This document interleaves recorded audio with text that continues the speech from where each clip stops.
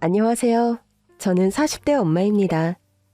저는 두부집 딸로 태어났습니다.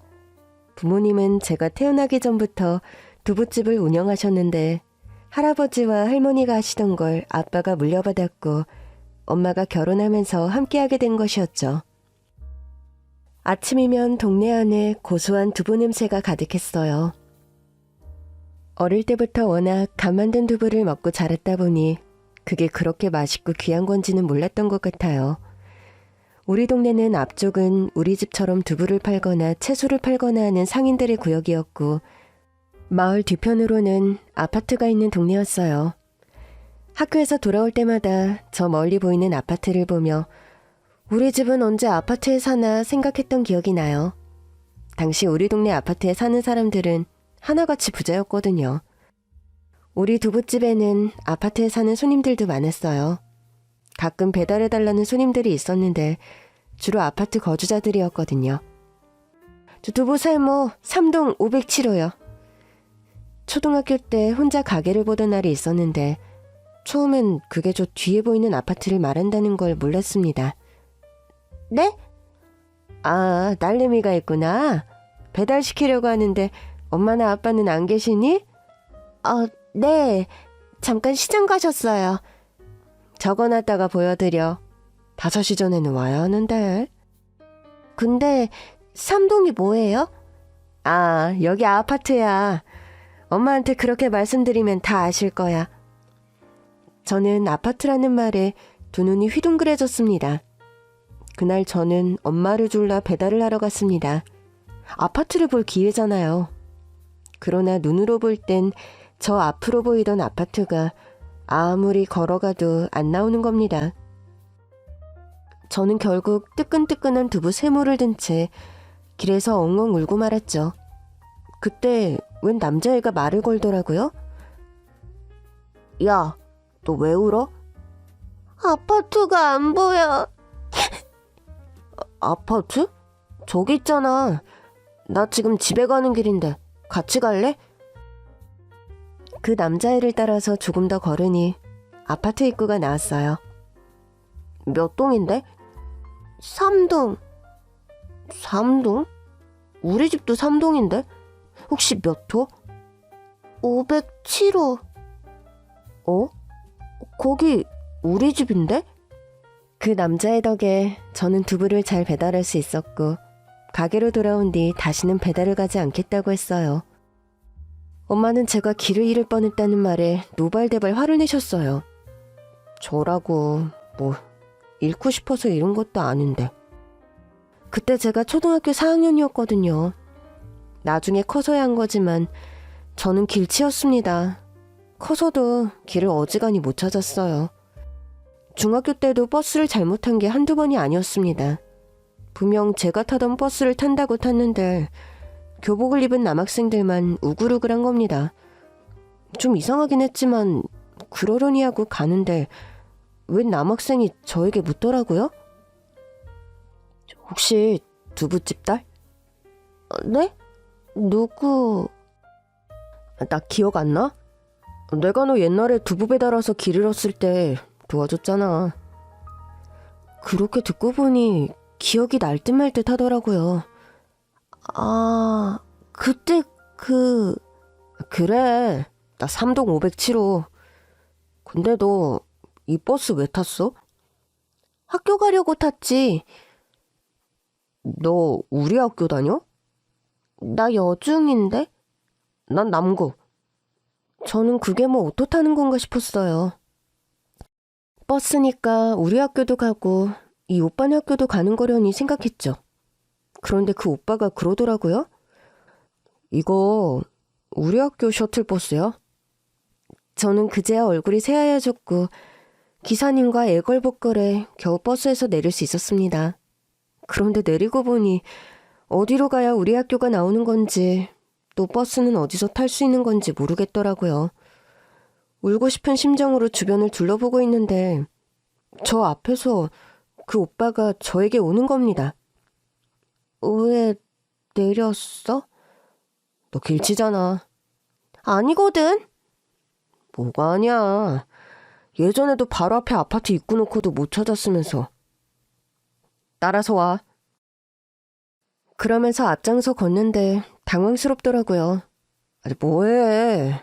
니네 학교 여기서 가까워. 걸어갈 수 있어. 그 말에 일단 따라가 보기로 했죠. 가는데 그 오빠가 묻더라고요. 야, 넌 버스에 돈 내는 것도 없는데 이상하지도 않았냐? 우리 할머니네 동네는 내릴 때 돈 내는 버스도 있어. 거짓말. 제 말은 진짜였어요. 할머니 댁이 시골이었는데 시골에서는 내릴 때 돈을 내는 경우도 있었거든요. 조금 걷다 보니 정말 우리 학교가 보이더라고요.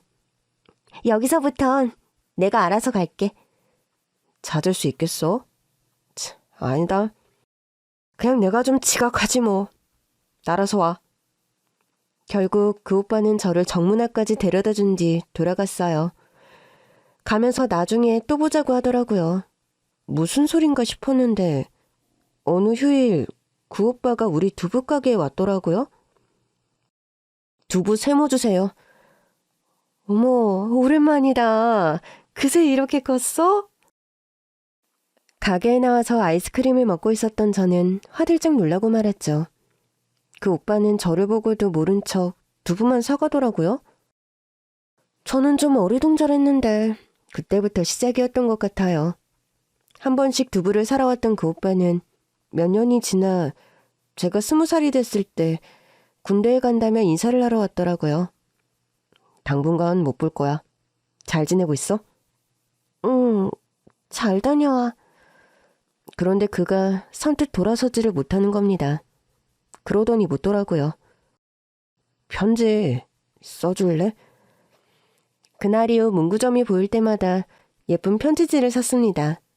우리는 편지로 소통하기 시작했고 그가 전역한 뒤부터는 사귀기 시작했죠. 사귄 지 몇 년이 지났을 때 생각지 못한 소식이 찾아왔습니다. 나 임신했어. 정말? 어떡해? 뭘 어떡해? 결혼해야지. 그러나 저의 임신 소식을 들은 부모님은 크게 당황하셨죠. 그래서 결혼하겠다고? 아기도 생겼으니까 내가 그 집에 대해 들은 게 많아서 그래. 그 집 엄마가 보통 여자가 아니라더라. 내 남자친구는 안 그래. 내가 같이 살 사람은 남자친구잖아. 네가 결혼을 안 해봐서 그래. 시어머니 자리가 얼마나 중요한 건데. 그럼 뱃속의 아기는 어쩌고. 엄마의 걱정과 별개로 저와 남자친구 사이는 그저 달달하기만 했어요. 남자친구는 하루라도 빨리 저를 시댁에 인사시키고 싶어 했습니다. 일단 장인어른 장모님께 인사부터 드릴까? 그러지 말고 자기 집 먼저 가자. 엄마가 결혼을 반대한다는 얘기는 차마 못하겠더라고요. 남자친구의 태도만 봐도 시댁에서 저를 반대할 것 같은 분위기가 아니더라고요. 엄마도 안심시킬 겸 엄마 몰래 시댁에 먼저 인사를 하러 갔죠. 안녕하세요, 어머니. 어머니? 누가 들으면 벌써 결혼이라도 한 줄 알겠다. 저는 당황스러워했습니다. 남자친구는 저보다 더 당황스러워하더라고요. 엄마, 갑자기 왜 그래? 내가 우리 애기 생겼다고 결혼하겠다고 했을 땐 데리고 와보라고 했잖아. 혼전 임신이 무슨 벼슬이야? 애만 가지면 다 결혼하냐고. 수준이 맞아야 결혼을 하지. 두부집 딸이라며.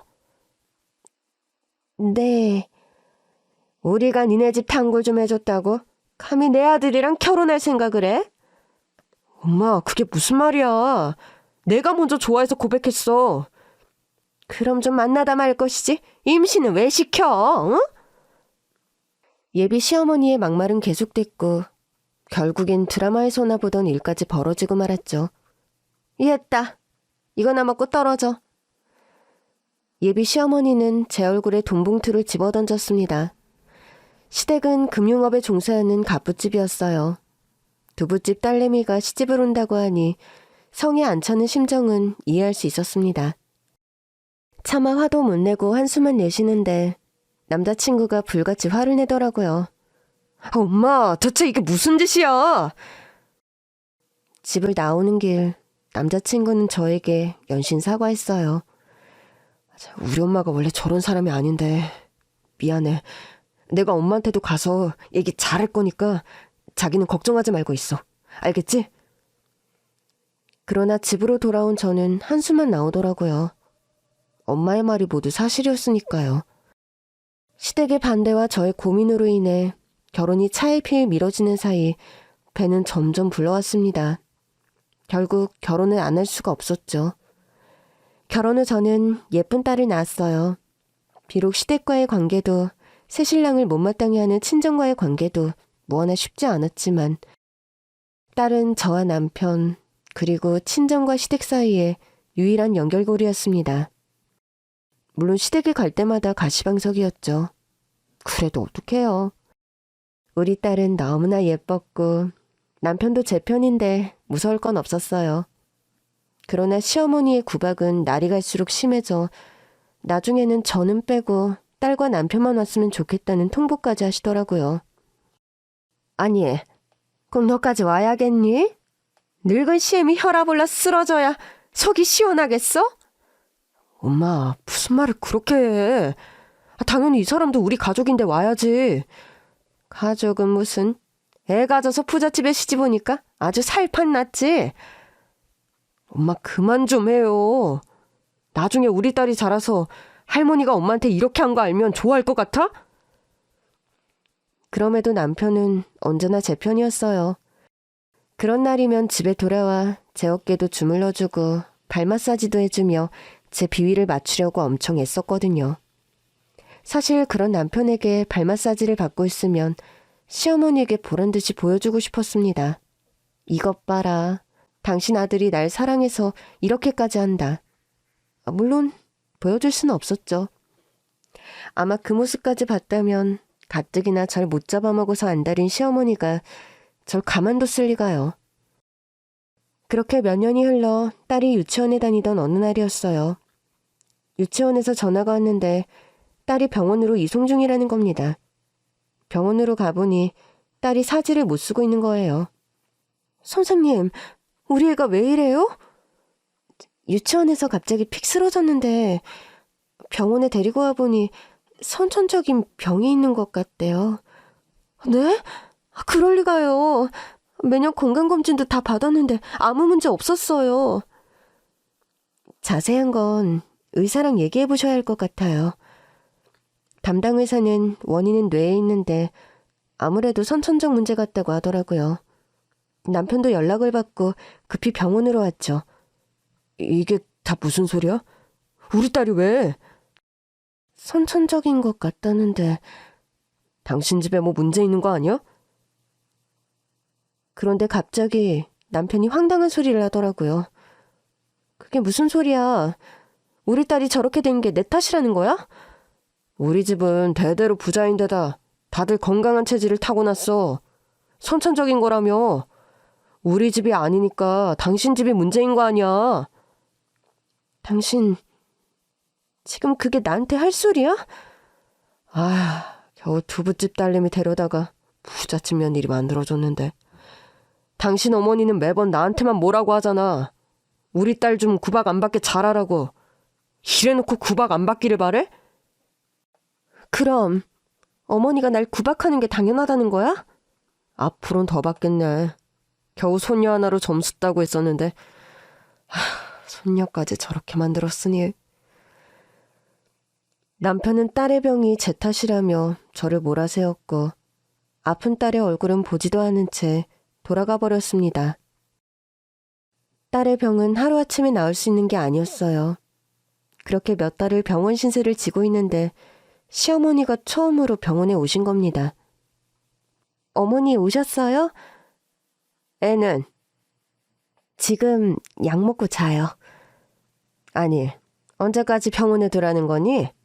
병원에 둔다고 다시 사지를 쓸 수 있는 것도 아닐 거 아니야. 지금 상태가 안 좋아서. 병원비가 얼마씩 나오고 있는지 알기나 해? 네? 그건 남편이 내고 있는데. 걔 돈이 내 돈이지. 뭐 그 주머니는 딴 주머니인 줄 알아? 내가 이래서 수준 맞는 집이랑 결혼해야 한다고 한 거야. 남편 돈이라고 아까운 줄도 모르고 쓰는 거지? 어머니, 이건 우리 딸 치료비잖아요. 제가 언제 명품 하나라도 사본 적 있어요? 명품? 네 주제에 무슨 명품 타령이야. 아무튼 어차피 못 고칠 거면 퇴원시켜. 할 일 없는 네가 집에서 온종일 보면 되잖아. 지금 수술할 수 있는 상태가 되기를 지켜보는 중이에요. 내가 미쳤지. 아유, 내가 필사적으로 말렸어야 했어. 저렇게 흠덩어리인 걸 좋다고 데려올 땐 언제고 이제야 이혼을 하겠다고 하니. 아유. 네? 아직 네 남편한테 못 들었냐? 네 남편 너랑 이혼한다더라. 사실 시어머니의 말을 믿지 않았어요. 워낙 결혼 후에도 막말을 많이 하셨던 분이라 이참에 우리 부부 사이를 완전히 갈라놓으려고 하시는구나 생각만 했었거든요. 물론 남편은 딸이 입원한 뒤로 연락도 받지 않았고 가끔 집에 가도 얼굴을 볼 수가 없었어요. 딸의 병원비는 남편이 준 카드와 통장에서 쓰고 있었죠. 그런데 중간 병원비를 계산하려고 하는데 카드도 정지돼 있고 통장에도 잔고가 없는 겁니다. 이럴 리가 없는데? 다른 카드는 없으세요? 저 병원비 계산 이따 저녁에 해도 되죠? 네, 그럼요. 아무래도 집에 갔다 와야 할 것 같더라고요. 생활비로 쓰던 통장과 카드만 챙겨왔는데 갑자기 카드도 안 되고 통장 잔고마저 비어버리니 당혹스러웠습니다. 집으로 가면서도 남편에게 연락을 해봤는데 여전히 연결되지 않았어요. 급히 집에 도착했을 때였습니다. 집안에서 이상한 신음이 들리더라고요. 그 소리는 안방으로 갈수록 더 가까워졌고 설마 제가 집에 없는 사이 도둑이라도 든 건가 싶었습니다. 심장이 다 벌렁거리더라고요.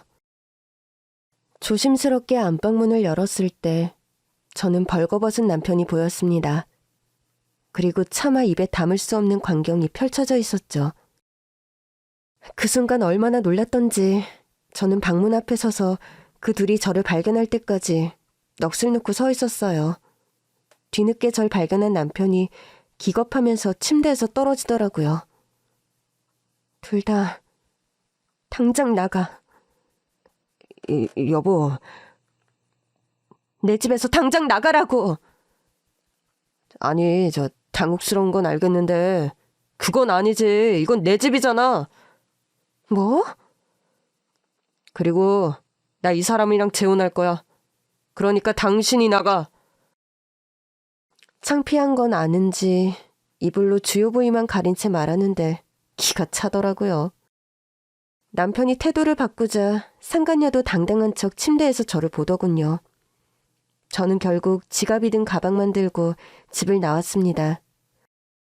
저랑 남편이 쓰던 침대에 낯선 여자가 벌거벗고 있던 모습이 잊히질 않더라고요. 다음 날 남편이 병원으로 찾아와 이혼 서류를 내밀더라고요. 그런 꼴을 보인 건 미안하게 생각해.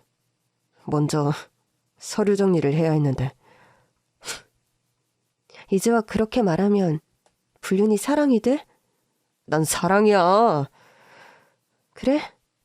그렇게 당당한데 왜 나한테 말을 못했어? 지금 하고 있잖아. 그냥 적절한 시기를 기다리고 있었던 것뿐이야. 그러셔. 지금이 적절한 시기는 맞고. 돈 때문에 그러지. 근데 우리 집은 원래 돈이 많았고 당신이 내 재산 증식에 기여한 바가 없잖아. 근데도 위자료를 바래? 우리 딸 치료비는? 이제 나랑 상관없지. 당신네 집 때문에 애가 저 모양으로 태어난 건데 내가 그것까지 책임져야 하나? 정말 오만정이 다 떨어져서 이혼을 안 할 수가 없더라고요. 그래도 그 사람이 원하는 대로 해주기 싫어서 일단은 서류만 놓고 가라고 했습니다. 가뜩이나 열받는데 해달라는 대로 다 해줄 순 없잖아요. 그런 뒤 잠든 딸을 보는데 마음이 무너지더라고요. 며칠을 고민하다가 결국 남편에게 연락했어요. 이혼 서류에 도장 찍어서 보낸다고요. 딸을 위해서 좋은 마음을 갖기로 했어요. 내가 좋은 마음을 먹어야 우리 딸이 좋아질 거라고 믿었거든요. 직접 얼굴을 보고 싶지 않아서 둔기로 서류를 보내고 병원으로 돌아왔는데 담당 의사가 그러는 겁니다. 수술을 시도해봐도 될 것 같습니다. 정말이에요? 네, 조금 전에 상태를 체크해봤는데 수술 가능할 것 같아요. 이혼 서류를 보내준 뒤 희소식이 날아온 거죠. 문제는 수술비였습니다. 친정에선 아직 제가 이혼당했다는 사실을 모르고 있었어요. 그러니 제가 수술비를 걱정한다는 것도 모르고 있었죠. 며칠 뒤 수술 날짜가 잡혔고 저는 은행으로 향했습니다. 저 신용 대출 좀 받을 수 있을까요? 필요하신 금액이 얼마세요? 2천만 원 정도요. 직원은 이런저런 조회를 해보더니 깜짝 놀라며 말했습니다. 어? 통장에 10억 있으신데요? 저는 당황했습니다. 제가 알고 있던 제 통장 잔고는 10만 원이었거든요. 처음엔 직원이 숫자를 잘못 본 건가 싶었어요. 잔고가 10만 원 있을 건데 누가 송금했나요? 직원은 다시 확인해봐도 잔고가 10억이 맞는다면서 보낸 사람의 이름 석자를 알려주었습니다. 그 이름을 듣는 순간 저는 개거품을 물고 말았죠. 말도 안 돼요. 그럴 리가 없는데. 아는 분이세요? 그게 잠깐만요. 확인 좀 해봐야 할 것 같아요. 저는 너무 당황해서 일단 남편에게 전화를 걸었습니다. 그런데 전화기가 꺼져 있더라고요. 마지못해 시어머니에게 전화를 걸었는데 전화를 받은 분이 저에게 버럭 화를 내더라고요. 아니, 며느리라는 사람이 시어머니 장례식에도 안 오고 전화를 내? 여보세요? 누구시죠? 이거 어머니 번호 맞는데? 누구긴 누구야? 네 시어머니 친구다. 왜? 네? 혹시 우리 딸 돌잔치 때 오셨던... 그래, 대체 뭐 하자는 거야? 신랑까지 저렇게 누워있는데 시어머니 장례 준비할 생각은 안 하고 어디서 뭘 하는 거냐고? 도대체 그게 무슨 말씀이세요? 남편이 누워있다고요? 그런데 갑자기 시어머니의 친구분이 울기 시작하는 겁니다. 아이고, 세상에. 엄마랑 아들이 줄초상이 있는데 며느리라는 인간은 오지도 않고 결국 네 남편도 갔잖아. 그러니까 어머니랑 남편이... 당장 안 튀우고 뭐해? 저는 시어머니의 친구분이 알려준 장례식장으로 향했습니다. 도저히 직접 보지 않고는 믿을 수 없는 상황이었어요. 그런데 장례식장에 도착해보니 정말 시어머니의 영정사진이 떡하니 있더라고요. 도대체 이게 어떻게 된 일이에요? 아니, 왜 소식도 모르고 산 사람처럼 이래? 이혼이라도 했어? 그때 다른 시어머니의 친구분이 저에게 와서 손을 잡더라고요. 야, 너 모르면 가만히 있어. 영자, 아들 이혼 서류 내려가다가 이렇게 된 거잖아. 저는 상황을 잘 몰라서 자세히 좀 알려주세요. 글쎄, 그날 아침에 나한테 전화가 왔어. 그동안 속이 갑갑했는데 이제야 체증이 내려갈 것 같다길래 무슨 일이냐고 물었더니 며느리가 이제야 나간다는 거야. 나는 처음 듣는 소리라 자세히 좀 말해보라고 했더니 자기 아들이 이제야 가난하고 볼품없는 와이프를 버리고 예쁘장한 새색시를 얻었다나. 아유, 내가 진짜 어이가 없어서 내 친구지만 어쩜 이런 소리를 하나 싶어서 그랬거든. 그게 어디 사람이 할 소리냐? 네 소녀 돌잔치에서 보니까 며느리가 참하고 예쁘기만 하던데 네 아들 바람난 걸 합리화하는 거냐 그랬지. 그랬더니 불같이 화를 내면서 내가 아무것도 모른다며 손녀도 며느리 때문에 망가졌다면서 전화를 끊어버리더라고. 그런데 몇 시간 뒤에 글쎄 걔가 세상을 떠났다고 연락이 온 거야. 나도 믿기질 않아서 와보고서야 실감했단다. 너도 많이 놀랐지? 세상에, 전혀 몰랐어요. 어떻게 이런 일이... 네 남편 소식도 모르는 거지? 남편... 엄연히 말하면 네 남편도 아니지 뭐. 그래도 이혼 서류는 아직 접수 못한 것 같더라. 그러니 네가 남편 장례는 신경 써야 할 것 같은데. 네 딸 생각해서라도 한번 참고 장례는 잘 치러줘. 그 사람도 잘못된 거예요? 영자 떠나고 중환자실에서 하루 정도는 더 버텼다는데 오늘 새벽에 떠났대. 이게 다 무슨 일인가 싶었습니다. 그때 마침 전화가 오더라고요. 고인 휴대폰에 연락처가 없어서 겨우 연락드렸어요. 아내분 맞으시죠? 네. 남편분이 오늘 새벽에 돌아가셨어요. 지금 영안실에 계시는데 와서 확인 좀 부탁드려요. 남편도 같은 병원에 있었기에 옆 건물로 갔더니 바로 확인할 수 있더라고요.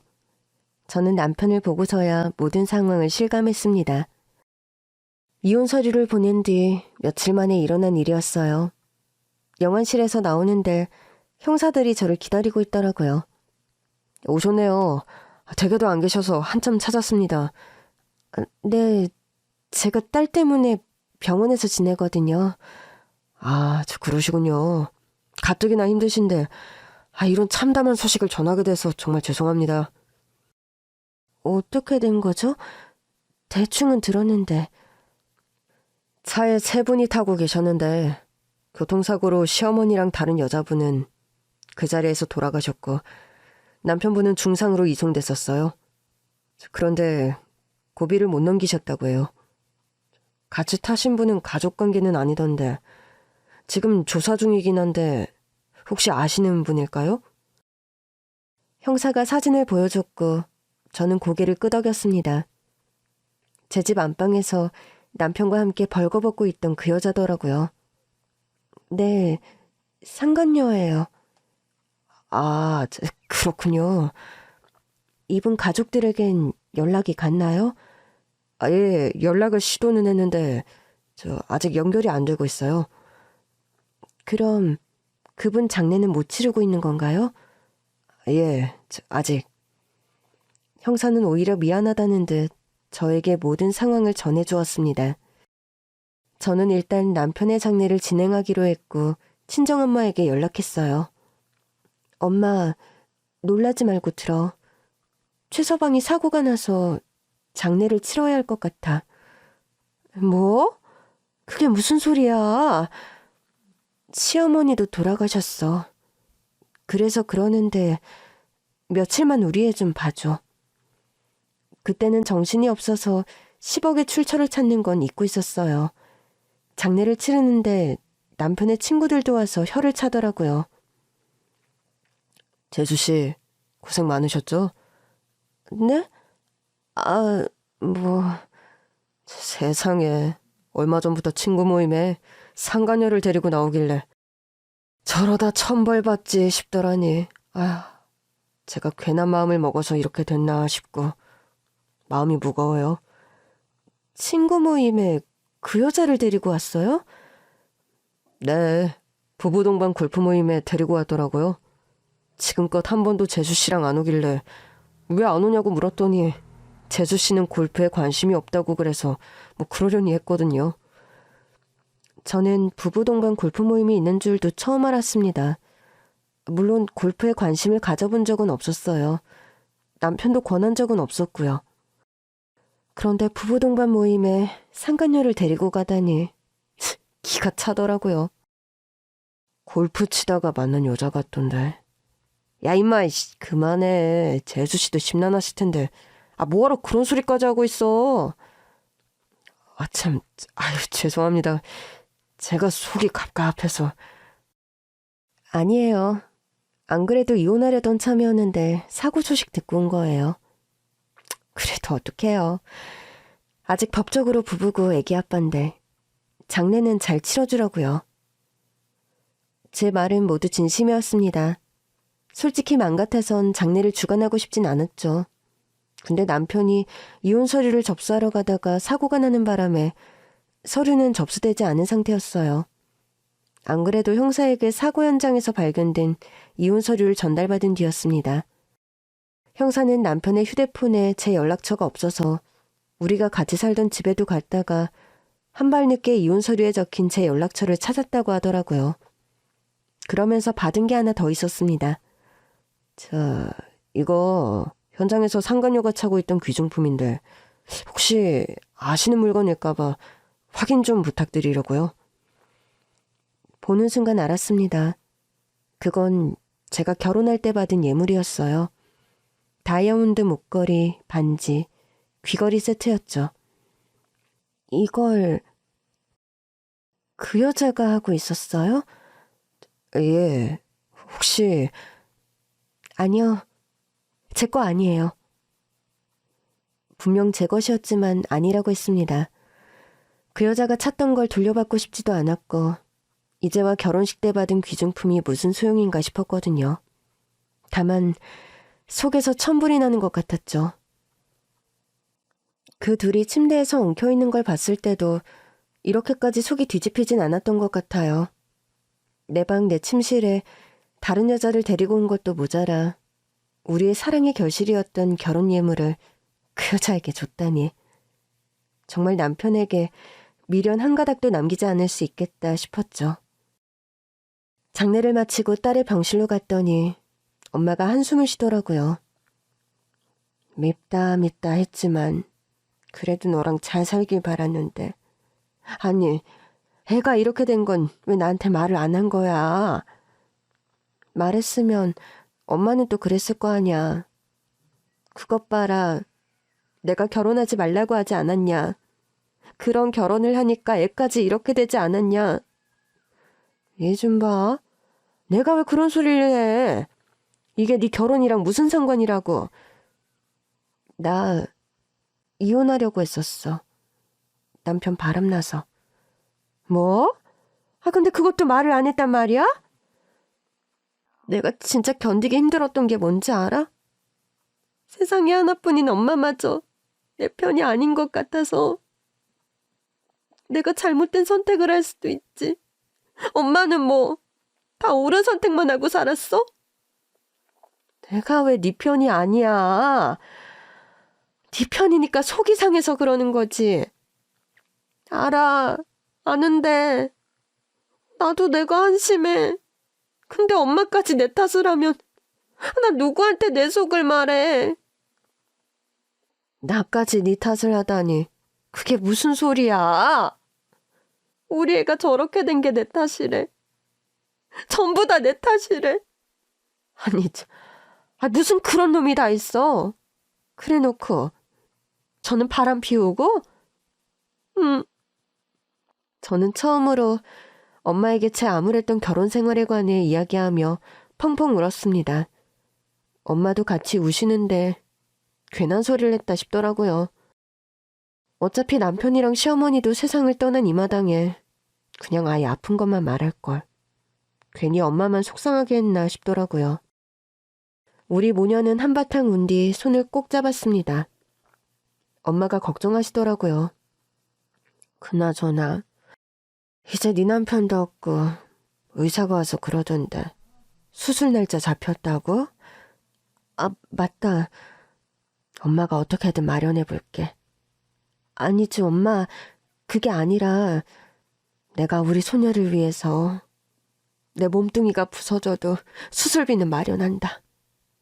엄마는 두 주먹까지 쥔 채 세상 비장한 표정을 짓고 있었어요. 저는 엄마를 말리며 말했습니다. 나 통장에 10억 있어. 엄마가 깜짝 놀라더라고요.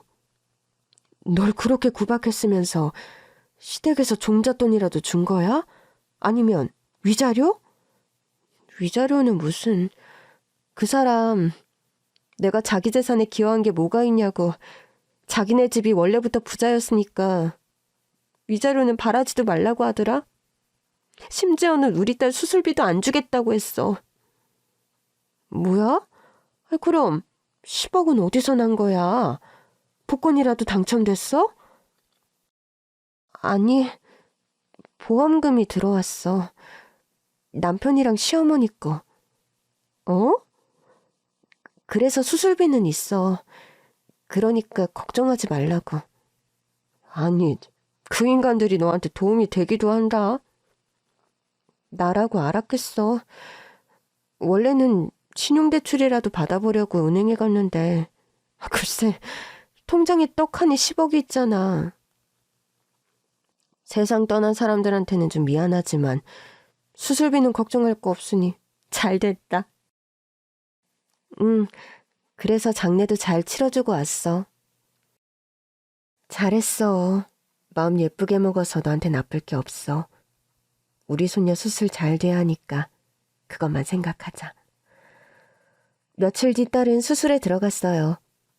뇌수술이다 보니 반나절이 꼬박 걸리더라고요. 엄마는 집에서 도시락을 싸우셨더라고요. 너 얼굴이 지금 반쪽이야. 장내에 수술까지. 제대로 먹고 쉰 적도 없잖아. 일단 밥은 먹자. 수술 끝나려면 아직 3시간은 남았잖아. 솔직히 안 넘어가. 안 넘어가겠지. 자식이 이런 거구나. 엄마도 나 키우면서 이랬어? 당연하지. 자식 일도 힘든데 넌 지금 남편이랑 시어머니까지 보냈잖아. 아무리 미웠어도 미운 정도 정이다. 사람 정 떼는 게 얼마나 어려운 일인데. 엄마의 말을 듣고서야 제가 왜 이렇게 힘든지를 알게 됐죠. 딸의 수술이 가장 힘들고 걱정스러운 부분이었지만 그 딸의 아빠였고 한때는 저를 무척 아껴주었던 사람이 세상을 떠났잖아요. 저를 구박하던 시어머니도요. 한순간에 사라진 사람들의 자리가 어깨를 짓누르고 있었더라고요. 저는 딸을 위해서라도 힘을 내기로 했습니다. 또 저를 걱정하는 엄마를 위해서라도 밥을 먹었어요. 밥을 먹고도 몇 시간이 지나서야 수술이 끝났습니다. 수술은 잘 됐나요? 일단 수술은 성공적입니다. 의식이 돌아와 봐야 확실히 알 수 있겠지만 의식 회복 후 재활하면 신체도 점차 건강해질 거예요. 세상에, 정말이에요?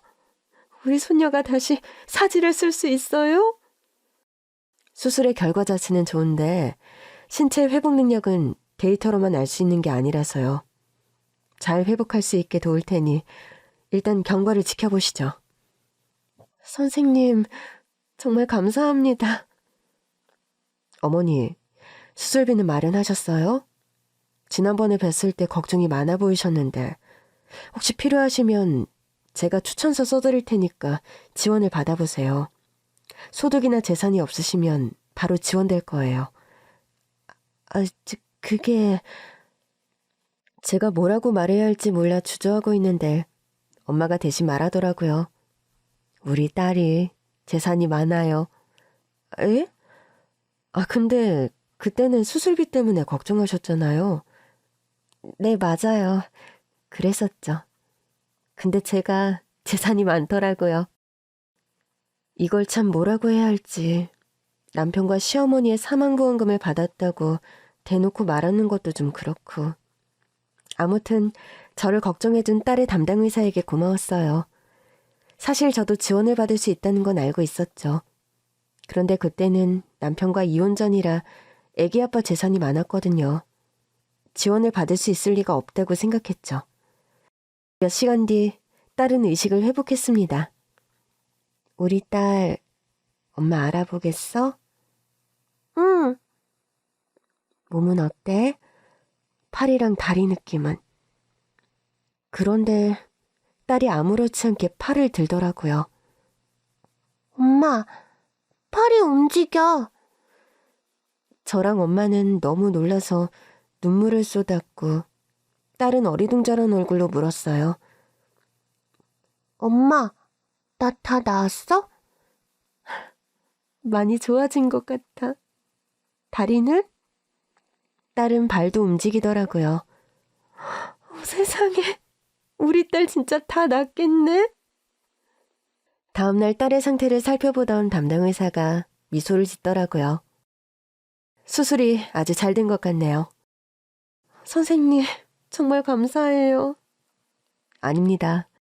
어머니께서 잘 버텨주신 덕분에 가능한 수술이었어요. 많이 힘드셨죠? 수술 못 받을까봐 그래서 걱정이었죠. 제가 아무것도 모르면서 괜한 걱정을 했네요. 선생님을 못 믿었던 건 아니에요. 제가 너무 아는 게 없어서 그랬던 거예요. 압니다. 절 믿고 버텨주신 거 다른 어머니들 같으면 벌써 제 멱살을 몇 번은 잡으셨을 거예요. 우리 애 좀 어떻게 해보라고. 절대 그럴 순 없죠. 근데 그러셔도 괜찮아요. 저도 죄송하거든요. 계속 기다려달라고 할 수밖에 없으니까. 덕분에 좋은 결과를 얻어서 저도 행복합니다. 아이들이 건강을 회복해서 병원을 나가는 건 제가 의사가 되고 가장 기다리는 순간이거든요. 정말 감사해요. 아직 퇴원까지는 멀었지만 재활 잘하면 곧 통원치료로 전향할 수 있을 거예요. 선생님, 저희는 퇴원 안 서두를 거예요. 완치될 때까지 잘 좀 봐주세요. 그럼요. 걱정하지 마시고 회복 잘할 수 있게 옆에서 응원 많이 해주세요. 몇 달 뒤 저는 딸을 데리고 퇴원했습니다. 그리고 저와 딸이 향한 곳은 제가 남편과 살던 집도 친정도 아닌 지방에 있는 전원주택이었어요. 아니, 애 퇴원하고 어디로 가겠다고? 우리 애가 바다 좋아하잖아. 언제든 바다 볼 수 있는 곳으로 가려고. 그래도 너무 멀지 않아? 이제 내 소원은 하나야. 우리 딸이 건강하게 자라는 거 보는 거. 애가 뛰어놀 때는 몰랐어. 마음껏 뛰어놀 수 있는 환경이 필요하다는 거. 아파트 살 때는 애가 집에서 뛰면 밑에 집에서 연락 올까봐 전전긍긍하기만 했거든. 그러고 보면 우리 집도 두부가게 2층이어서 마음껏 뛰어놀며 살았는데. 그렇긴 하지. 너도 어릴 땐 아파트 살고 싶다고 우리 언제 아파트 사냐고 그래서 아빠랑 나랑 엄청 울었었다. 미안해. 나도 자식 낳아보고 나니 이제야 부모 심정을 알겠어. 어린 마음에 그랬겠지. 저 뒤로 보이는 아파트가 얼마나 멋있어 보였겠어? 근데 요즘 뉴스 보면 층간소음이니 뭐니 말이 많잖아. 보니까 마음 편하게 사는 것만큼 좋은 게 없어. 그럼 이제 엄마도 찬성? 아니, 그렇다고 꼭 지방으로 가야 하나 싶기도 하고. 너 혼자 애를 어떻게 보려고 그래. 가까이 있어야 엄마가 도와주지. 그래서 말인데 내가 재산이 100억이 넘잖아. 그래, 네 남편 재산에 사부인 재산까지 100억이 넘는다며? 지난 몇 달 사이 저는 남편의 재산을 상속받았고 남편에게 상속된 시어머니의 재산 또한 상속받았습니다. 물론 저와 딸이 함께 받은 거긴 해요. 생각지도 못한 유산을 상속받은 뒤 지방에 잘 지어진 전원주택을 샀어요. 딸의 요양과 제 마음 정리를 위해 딱이다 싶은 곳이었죠. 엄마랑 아빠도 같이 가는 건 어때? 응? 거기 가면 우리 가게는 어쩌고. 솔직히 요즘은 장사 잘 안 되잖아. 그나마 그 건물을 좀 사놔서 월세는 안 나가지만 늘 적자라며.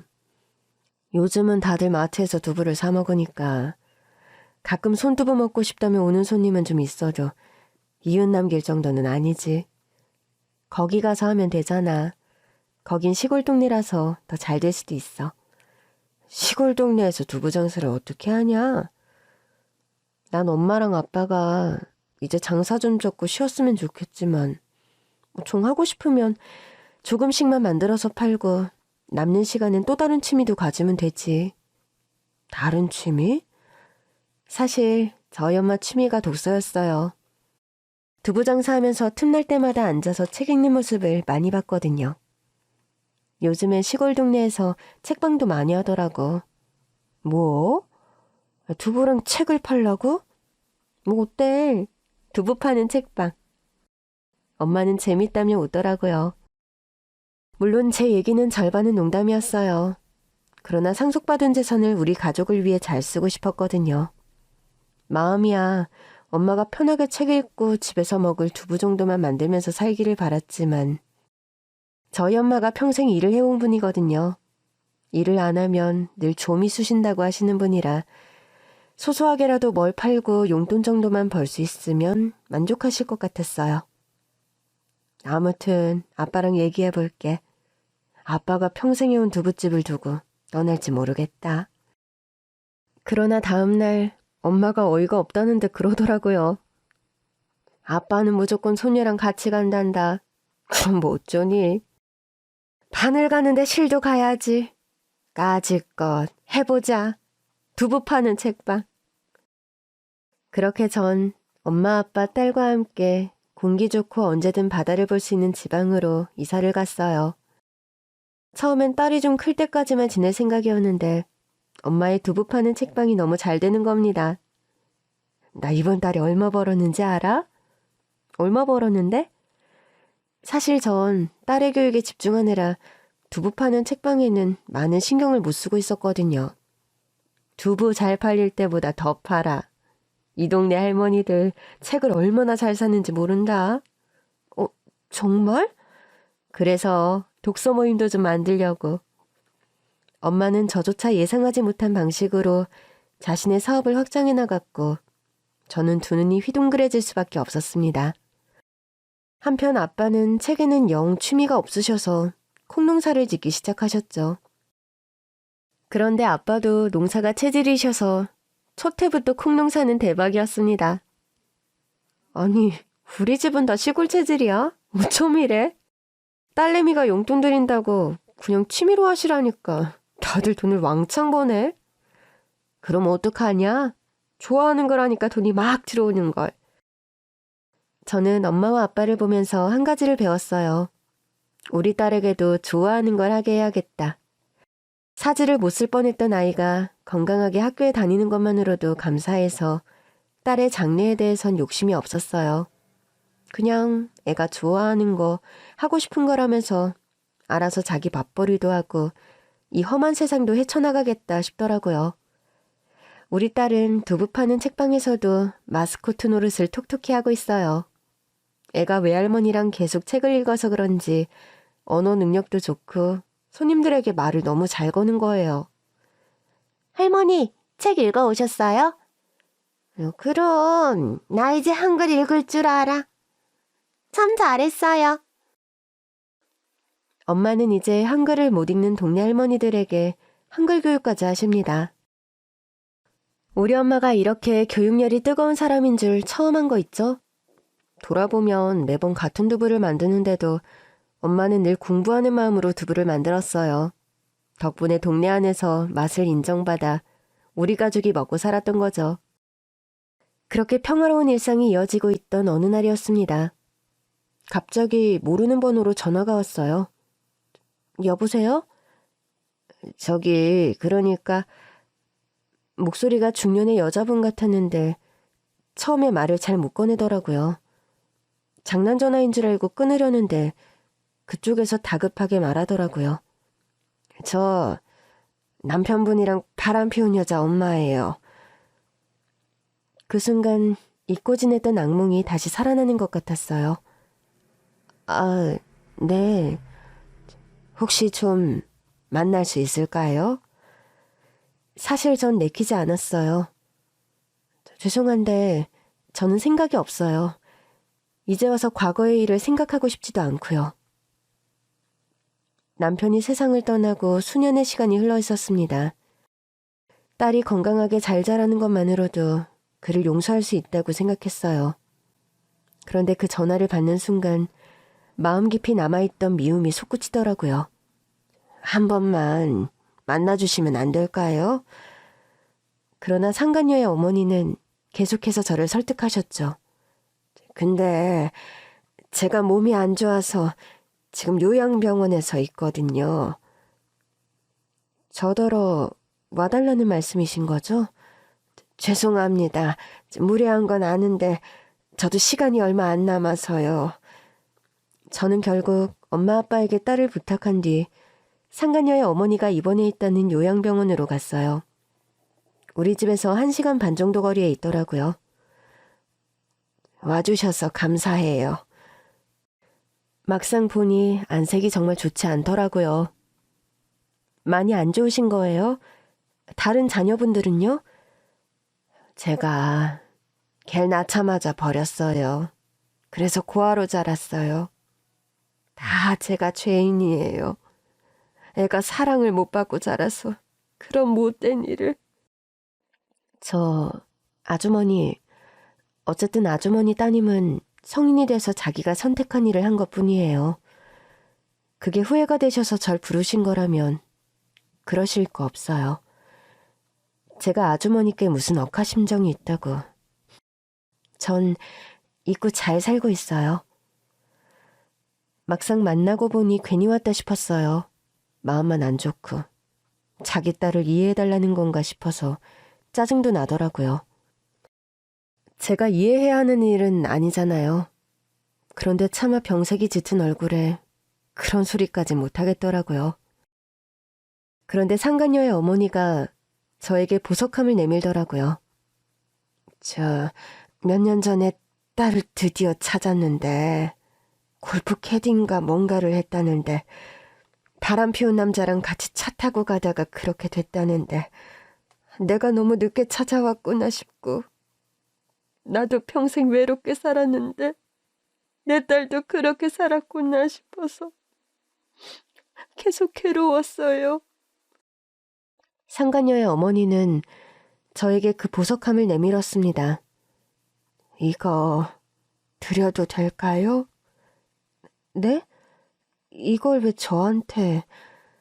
사실 난 애기 엄마가 안 올 줄 알았어요. 내가 아프다고 하니까 마음 약해져서 찾아온 거죠. 마음이 따뜻한 사람 같아요. 마음만 따뜻하면 뭐예요. 남편한테 배신당하고 벌이만 받는데 그래도 착하게 산 건 자기 인생에 남잖아. 나는 그렇게 못 살아서 나도 내 딸도 이렇게 가나 봐요. 외롭고 허무하게. 저는 상간녀의 어머니가 내민 보석함을 거절했습니다. 죄송한데 못 받겠어요. 이걸 제가 왜 받아요? 내 딸이 마지막으로 찾고 있었다는 보석이 있었는데. 저는 화들짝 놀라고 말았습니다. 이게 그거라고요? 딸 DNA로 친자 확인을 했더니 이걸 주더라고요. 유품이라면서. 근데 아무리 봐도 결혼 예물 같은 거야. 근데 걔가 그걸 받았을 리가 있나. 결혼도 안 했는데. 그래서 보증서를 봤더니 한참 전에 산 거더라고요. 그래서 원래 부인 물건을 훔쳤나 싶었죠. 그렇다면 전 더 안 받을래요. 그러지 말고 주인이 가져가서 마무리하는 건 어때요? 마음이라는 게 그냥 둔다고 정리되는 게 아니에요. 그 예물을 다시 봤는데 눈물이 났어요. 더는 남편으로 인해 흘릴 눈물이 없다고만 생각했는데 여전히 그 사람이 밉고 힘들더라고요. 그 사람으로 인해 받은 유산만으로는 제 마음이 치유될 수 없었던 거죠. 상간녀의 어머니는 끝까지 저에게 진심으로 사과하셨습니다.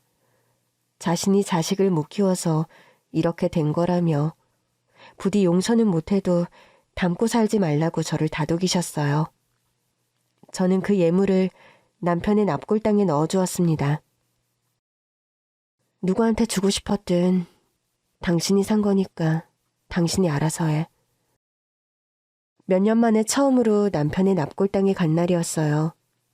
그렇게 이제 세상에 없는 남편의 사진을 오랜만에 보는데 딸이 조금 더 크면 같이 와야겠다 싶더라고요.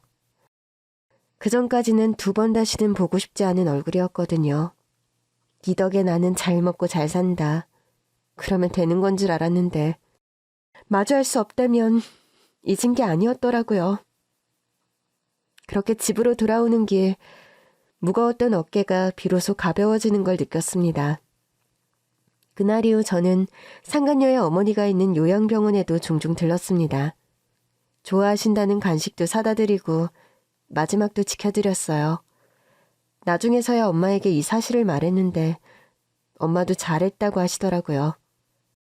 제가 이렇게 할 수 있는 이유는 딱 하나. 우리 딸 때문인 것 같아요. 내가 좋은 마음으로 살아야 겨우 살려낸 내 딸도 행복한 삶을 꾸려갈 거라고 믿고 있습니다. 물론 100억이 넘는 자산이 제 삶을 여유롭게 만들어준 건 사실이지만 인생에는 늘 고비가 있고 해야 할 일이 있고 걱정이 있잖아요. 돈으로 모든 걸 할 수 없어요.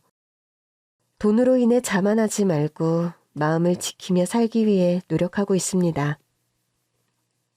그래서 오늘도 엄마가 연 한글 공부 모임에 맛있는 간식도 만들어 드리려고요. 그 뒤엔 딸을 데리러 학교도 가야 하고 아빠 밭일도 도와드려야 하고요. 하루하루가 정신없는 나날의 연속이지만 행복합니다. 건강하게 학교에 다니는 딸, 일상을 열심히 살아가시는 부모님, 제 가족과 함께 따뜻한 마음으로 살아가고 있으니까요.